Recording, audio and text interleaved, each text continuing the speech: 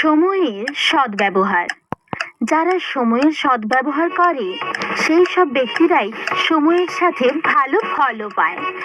সোনু আর বাণীর সাথেও বাৎসরিক পরীক্ষার সময় ঠিক এমনটাই হলো। আরে এখনো পড়ছো? চলো গিয়ে খাবার খেয়ে নি।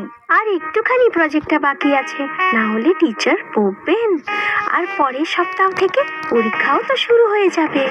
বাণী খুবই পরিশ্রমী আর সময়ের সদ্ব্যবহারকারী মেয়ে ছিল। আর ওর ভাই সোনু খুবই বেপরোয়া আর বদমাশ ছিল। সব কাজেই ও দেরি করত। তোমার প্রজেক্ট হয়ে গেছে? এত আগে থেকে প্রজেক্ট? ওটা তো 6th পিরিয়ডে দেওয়ার। এখনো তো 2টা পিরিয়ড বাকি আছে, আমি ঝট করে ফেলবো। এবারে এসো তো, খিদে পাচ্ছে আর খেলতেও হবে। আরে সোনু দাঁড়াও, না করলে কিন্তু টিচার বকবেন। সোনু আর বাণীর বাবা মা সব সময় সোনুকে বাণীর উদাহরণ দিয়ে বোঝাতেন। দেখো সোনু বাবা, এখন তুমি বড় হয়ে গেছো, খেলাধুলার সাথে সাথে তোমাকে তোমার পড়াশোনাটাও লক্ষ্য রাখতে হবে। হ্যাঁ মা, কাল থেকে পাক্কা। সোনু, সময়ের সদ্ব্যবহার নিজের বোনের কাছ থেকে শেখো। দেখো, সময় মতন পড়াশোনা করে, সময় মতন খেলাধুলা করে, আজকের কাজ কখনো কালকের জন্য রেখে দেয় না। তুমি দেখো, কাল থেকে আমিও এমনটাই করব। এখন খেলতে যাই প্লিজ। সোনু দিনের পর দিন আরো বেপরোয়া হয়ে যাচ্ছিল। আর শেষ পর্যন্ত পরীক্ষার দিনও সামনে চলে এলো।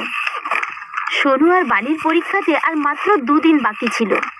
বাচ্চারা, পরের সোমবার থেকে তো তোমাদের পরীক্ষা শুরু হচ্ছে, তাই না? ভালো করে মন দিয়ে পড়াশোনা করো আর ভালো করে পরীক্ষা দিও।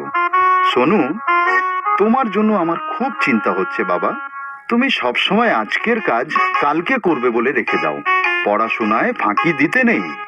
বাণীর মতন সব কিছু ভালোভাবে পড়ে রাখবে, ঠিক আছে?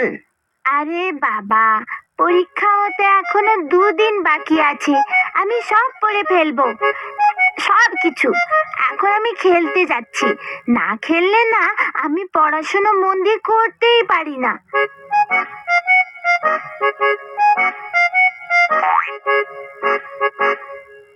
আরে বাণী, দেখো না আজকের আবহাওয়াটা কি সুন্দর। চল না কিছুক্ষণ খেলি, পরেও পড়ে নেওয়া যাবে, সব পড়ে ফেলবো। হ্যাঁ, আবহাওয়াটা তো খুব ভালো, কিন্তু আমাকে পড়তে হবে, কাল পরীক্ষা। এই আবহাওয়াতে খেলতে খুব মজা লাগে। তুমি পড়তে থাকো, আমি তো চললাম খেলতে।